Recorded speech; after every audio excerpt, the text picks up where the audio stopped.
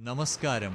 ഇന്നത്തെ രാത്രി നമുക്ക് കേരളത്തിൻ്റെ മനോഹരമായ ചരിത്രത്തിലേക്ക് ഒരു നിശബ്ദയാത്ര തുടങ്ങാം. നമുക്ക് പറയാനിരിക്കുന്ന കഥ ഒരു ധീരനായ രാജാവിനെ കുറിച്ചാണ്. മാർത്താണ്ഡവർമ്മ, ട്രാവൻകൂർ സാമ്രാജ്യത്തിൻ്റെ ശക്തനായ സന്ധ്യക്ഷനായ രാജാവ്. ഇവിടെ എത്തുമ്പോൾ നിങ്ങൾ ആഴത്തിലുള്ള ശാന്തിയിലും ഉറക്കത്തിലും വീഴാം. ആഹ്ലാദകരമായ ഒരു യാത്ര തുടങ്ങുകയാണ്. ഇന്ന് നമുക്ക് കേൾക്കാനിരിക്കുന്ന കഥ ധീരത, ബുദ്ധിമുട്ടുകൾ, സങ്കടങ്ങൾ, വിജയം എല്ലാം ഉൾക്കൊള്ളുന്ന ഒരു കഥയാണ്. തണുത്ത രാത്രിയിലെ നിസ്സംഗമായ വായനയിലൂടെ മനസ്സ് ആശ്വസിക്കും, കണ്ണുകൾ തണുത്ത ഉറക്കത്തിലേക്ക് പോകും. മാർത്താണ്ഡവർമ്മ 1706 ജനിച്ചു.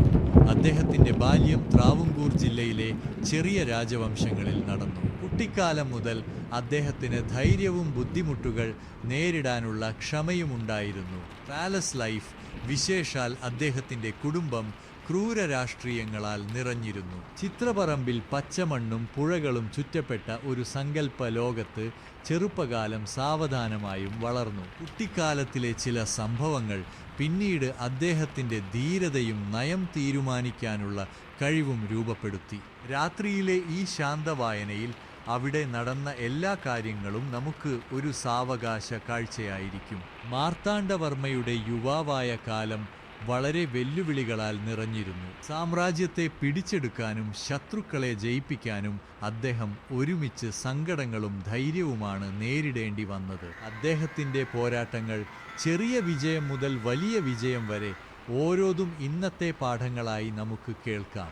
സാധാരണക്കാരനായ ഒരാളുടെ കഥ കരുത്തിൻ്റെ അടയാളമായി മാറുന്നത്. അദ്ദേഹം സംരക്ഷിച്ച നീതിയും നന്മയും ഓരോ തവണയും നമ്മെ ശാന്തിയിലേക്കും ആഴത്തിലുള്ള മനസ്സിലേക്കും കൂട്ടിക്കൊണ്ടുപോകുന്നു. മാർത്താണ്ഡവർമ്മയുടെ ജീവിതത്തിലെ ഏറ്റവും നിർണായകമായ ഘട്ടം അദ്ദേഹത്തിൻ്റെ അധികാരത്തിലേക്കുള്ള യാത്രയായിരുന്നു. അതൊരു സാധാരണമായ രാജാവിൻ്റെ സിംഹാസനാരോഹണമല്ലായിരുന്നു. അതൊരു നീണ്ട പോരാട്ടത്തിൻ്റെ ഫലമായിരുന്നു. ആ പോരാട്ടം വെറും ശത്രുക്കളോട് മാത്രമല്ല, സ്വന്തം രാജവംശത്തിനകത്തുമുണ്ടായിരുന്നു. അന്നത്തെ ട്രാവൻകൂർ രാജ്യം ശാന്തമായ ഒരു ഭൂമി എന്ന പോലെ പുറത്തു കാണപ്പെട്ടിരുന്നെങ്കിലും അകത്ത് ശക്തമായ രാഷ്ട്രീയ കലഹങ്ങൾ നിറഞ്ഞിരുന്നു. എട്ടുവീട്ടിൽ പിള്ളമാർ എന്നറിയപ്പെട്ടിരുന്ന ശക്തരായ നാട്ടുരാജാക്കന്മാർ രാജ്യത്തിൻ്റെ അധികാരത്തിൽ വലിയ സ്വാധീനം ചെലുത്തി. യുവാവായിരുന്ന മാർത്താണ്ഡവർമ്മയ്ക്ക് ഇവരെ നേരിടുന്നത് എളുപ്പമല്ലായിരുന്നു. പലപ്പോഴും അദ്ദേഹത്തിന് ഒളിച്ചിരിക്കേണ്ടി വന്നു. സ്വന്തം ജീവൻ പോലും അപകടത്തിലായിരുന്ന നിമിഷങ്ങൾ ഉണ്ടായി. ആ രാത്രികൾ, മഴ പെയ്യുന്ന ഇരുണ്ട കാടുകൾക്കുള്ളിൽ അദ്ദേഹം ഒറ്റയ്ക്ക് സഞ്ചരിച്ചിരുന്ന കഥകൾ ഇന്നും കേൾക്കാം. അത് ഒരു രാജാവിൻ്റെ ജീവിതമല്ലായിരുന്നു, ഒരു സാധാരണ മനുഷ്യൻ്റെ ഭയങ്ങളും പ്രതീക്ഷകളും നിറഞ്ഞ ഒരു യാത്രയായിരുന്നു. പക്ഷേ അദ്ദേഹം ഒരിക്കലും പിന്മാറിയില്ല. അദ്ദേഹത്തിൻ്റെ മനസ്സിൽ ഒരു ലക്ഷ്യം മാത്രമുണ്ടായിരുന്നു: ഒരു ശക്തമായ ഏകീകൃതമായ ട്രാവൻകൂർ രാജ്യം. കാലക്രമേണ അദ്ദേഹം തൻ്റെ വിശ്വസ്തരായ സൈന്യത്തെയും പിന്തുണകരെയും കൂട്ടിച്ചേർത്തു. ശാന്തമായും ബുദ്ധിപരമായും അദ്ദേഹം തൻ്റെ ശത്രുക്കളെ ഒന്നൊന്നായി നേരിട്ടു.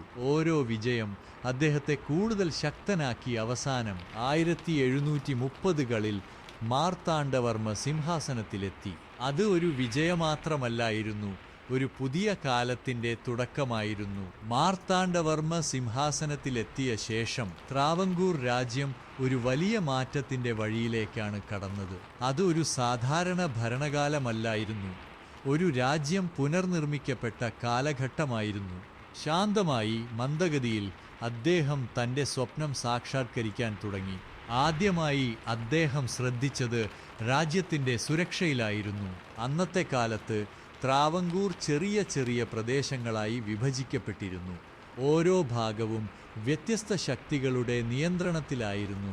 ഇത് ഒരു രാജാവിന് നിയന്ത്രിക്കാൻ വളരെ ബുദ്ധിമുട്ടുള്ള അവസ്ഥയായിരുന്നു. അതിനാൽ മാർത്താണ്ഡവർമ്മ രാജ്യത്തെ ഒന്നിപ്പിക്കാൻ തീരുമാനിച്ചു.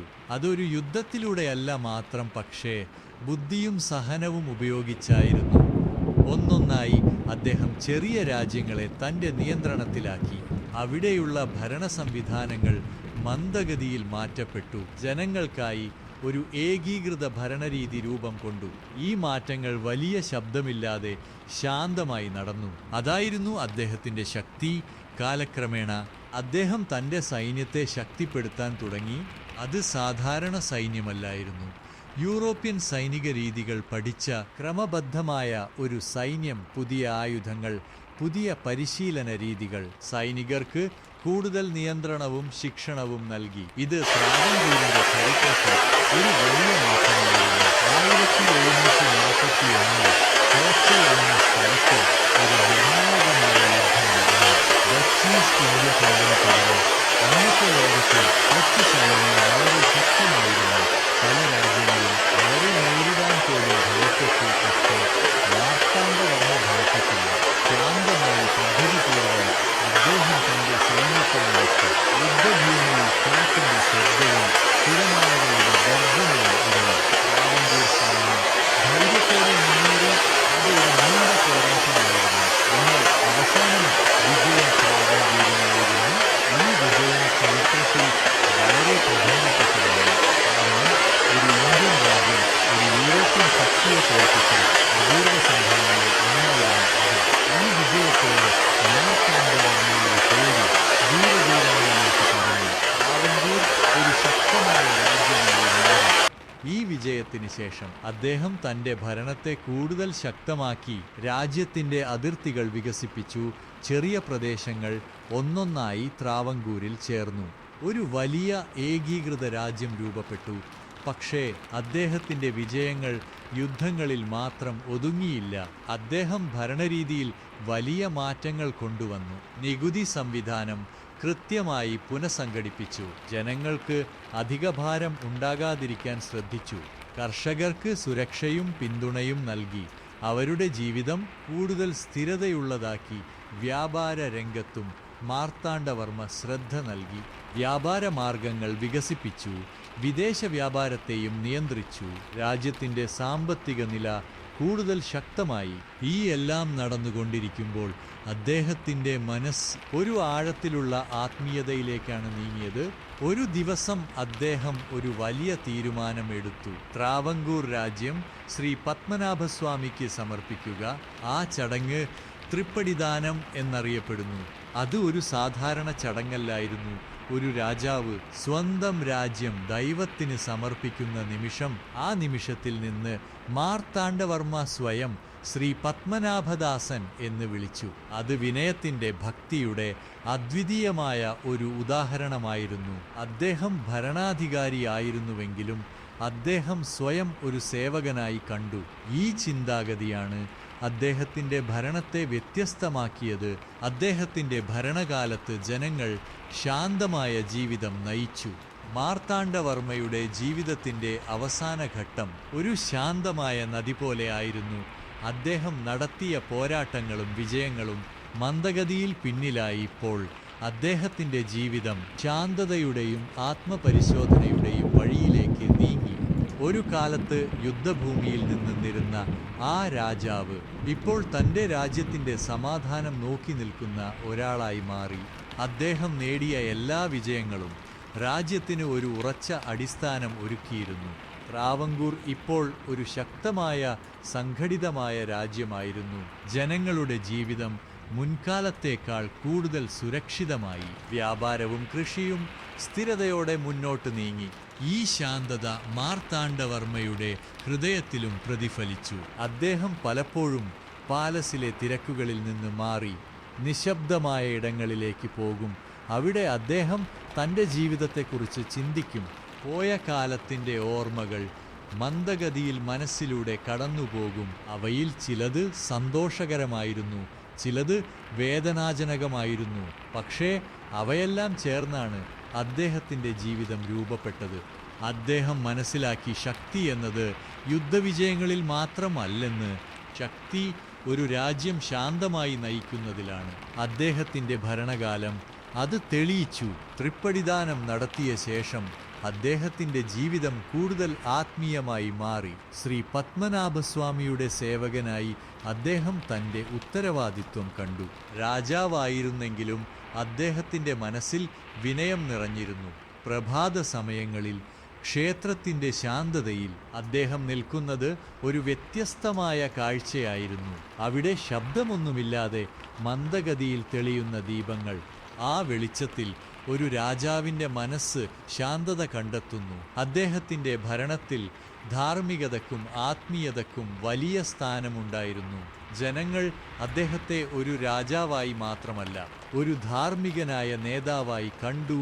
കാലം കടന്നുപോയപ്പോൾ അദ്ദേഹത്തിൻ്റെ ശരീരം ക്ഷീണിച്ചു, പക്ഷേ അദ്ദേഹത്തിൻ്റെ മനസ്സിൻ്റെ ശക്തി അതേപടി തുടരുകയായിരുന്നു. അദ്ദേഹം തൻ്റെ പിന്നാലെ വരുന്ന തലമുറയ്ക്ക് ഒരു ശക്തമായ രാജ്യം വിട്ടു. ഭരണ സംവിധാനങ്ങൾ ക്രമബദ്ധമായി പ്രവർത്തിച്ചു. അദ്ദേഹം സൃഷ്ടിച്ച നിയമങ്ങളും രീതികളും വർഷങ്ങളോളം തുടരുകയും ചെയ്തു. മാർത്താണ്ഡവർമ്മയുടെ ജീവിതം ഒരു വലിയ പാഠമാണ്. പ്രതിസന്ധികൾ നിറഞ്ഞ ബാല്യത്തിൽ നിന്ന് ഒരു മഹാരാജാവായി ഉയർന്ന കഥ. അത് നമ്മെ പഠിപ്പിക്കുന്നത് ക്ഷമയും ധൈര്യവും ഉണ്ടെങ്കിൽ ജീവിതത്തിൽ എന്തും സാധ്യമാണെന്ന്. ഇന്ന് നാം ആ കഥ കേൾക്കുമ്പോൾ അതൊരു പഴയ ചരിത്രം മാത്രമല്ല, ഒരു ശാന്തമായ അനുഭവമാണ്. ആ കാലഘട്ടത്തിൻ്റെ ശബ്ദങ്ങൾ മന്ദഗതിയിൽ നമ്മുടെ മനസ്സിൽ മുഴങ്ങുന്നു. പഴയ കൊട്ടാരങ്ങൾ നിശബ്ദമായി നിൽക്കുന്നു. പച്ചപ്പുള്ള ഭൂമിയും നദികളും മന്ദഗതിയിൽ ഒഴുകുന്നു. അവിടെയൊക്കെ ഒരു രാജാവിൻ്റെ ഓർമ്മകൾ ഇന്നും ജീവിക്കുന്നു. മാർത്താണ്ഡവർമ്മ ഒരു പേര് മാത്രമല്ല, ഒരു കാലഘട്ടമാണ്, ഒരു ശാന്തമായ ശക്തിയുടെ പ്രതീകം. ഇപ്പോൾ നമ്മുടെ ശ്വാസം മന്ദഗതിയിൽ ശാന്തമാകുന്നു. ഈ കഥ മന്ദഗതിയിൽ അവസാനത്തിലേക്ക് നീങ്ങുന്നു. നമ്മുടെ മനസ്സ് ഇപ്പോൾ വിശ്രമത്തിലാണ്. പഴയ കാലത്തിൻ്റെ കഥകൾ മൃദുവായി അകലുന്നു. ശാന്തത മന്ദഗതിയിൽ നമ്മെ ചുറ്റുന്നു. കണ്ണുകൾ ഇപ്പോൾ ഭാരമായി തോന്നുന്നു. നമ്മൾ ഒരു ആഴത്തിലുള്ള ഉറക്കത്തിലേക്ക് മന്ദഗതിയിൽ ഒഴുകുന്നു. ഈ രാത്രിയുടെ ശാന്തതയിൽ മാർത്താണ്ഡവർമ്മയുടെ കഥ മൃദുവായി നിലനിൽക്കുന്നു. അത് നമ്മെ ആശ്വാസം നൽകുന്നു. ശാന്തമായ ഒരു ഉറക്കത്തിലേക്ക് നമ്മെ നയിക്കുന്നു.